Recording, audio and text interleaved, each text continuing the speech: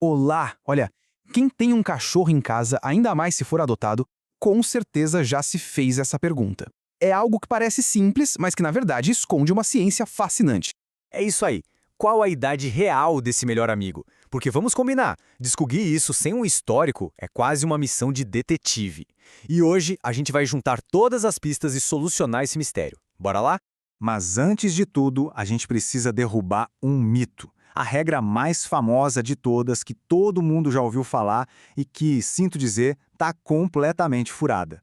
Vamos entender o porquê. Pois é, essa ideia de pegar a idade e multiplicar por 7 é um clássico, né? Super simples, fácil de lembrar. Só que a ciência veterinária moderna já deixou essa continha para trás, há muito tempo. E tá aqui a prova. Como a Vetex mesmo diz, essa fórmula já era. O envelhecimento de um cão é bem mais complexo e, acredite, muito mais interessante do que uma simples multiplicação. Então, o pulo do gato é o seguinte: a regra falha porque simplesmente ignora as coisas mais importantes, o tamanho e a raça. Cachorros de portes diferentes envelhecem em ritmos, totalmente diferentes. Eles dão um salto de maturidade nos primeiros anos e depois, o processo dá uma acalmada. Não é uma linha reta, de jeito nenhum. Por isso a gente precisa de um método melhor. E agora começa a nossa investigação de verdade. Vamos colocar o chapéu de detetive e analisar as provas, as evidências físicas que os próprios veterinários usam para estimar a idade de um cachorro. O nosso roteiro de investigação tem 3 paradas principais, ok? Primeiro, a gente vai dar uma de perito e olhar os dentes, que são a pista mais confiável. Depois, vamos checar os olhos e a pelagem. E por fim, o comportamento, o nível de energia do bichinho. Olha, de todas as pistas que a gente vai ver, os dentes são, sem dúvida, a número 1. É sério. Eles contam uma história super detalhada sobre a fase da vida do cão, desde quando era um bebezinho até a terceira idade. E aqui a gente vê a história toda contada pelos dentes. Pensa nisso como uma linha do tempo forense mesmo. Um filhotão de até 7 meses, sorriso perfeito, 42 dentes permanentes, branquinhos, limpinhos.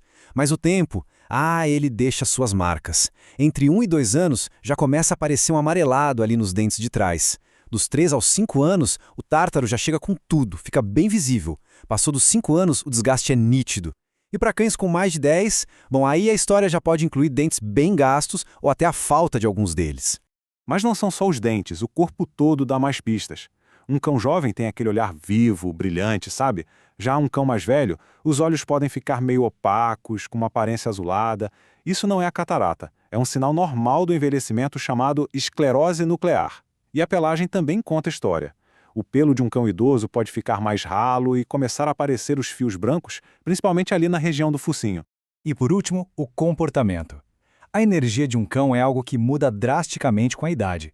Filhote é aquela bateria que não acaba nunca, né? Pura agitação. Já os adultos têm uma energia mais equilibrada, com seus hábitos bem definidos. E os idosos? Os vovôs e vovós tendem a dormir mais, querem brincar menos e se movem com mais calma, com mais cuidado. Fica bem nítido as diferentes fases da vida só de observar isso. Ok, a gente investigou as pistas, mas e a matemática? E os números? Agora vamos para a peça final do nosso quebra-cabeça. O jeito moderno e muito mais preciso de calcular a idade de um cão em anos humanos. O grande segredo do cálculo moderno está no porte do cão. Totalmente diferente daquela regra antiga que tratava um chihuahua e um dog alemão do mesmo jeito, o que não faz sentido nenhum. A ciência hoje sabe que o tamanho é o fator crucial. Cães pequenos vivem mais, então o ritmo de envelhecimento deles é outro, e isso, claro, muda completamente a conta. E tá aqui a chave para destravar esse novo cálculo. A abordagem agora é personalizada pelo peso. Para um cão pequeno, de até 10 quilos, a gente multiplica por 4,5. Para um de porte médio, o fator sobe para 5,7.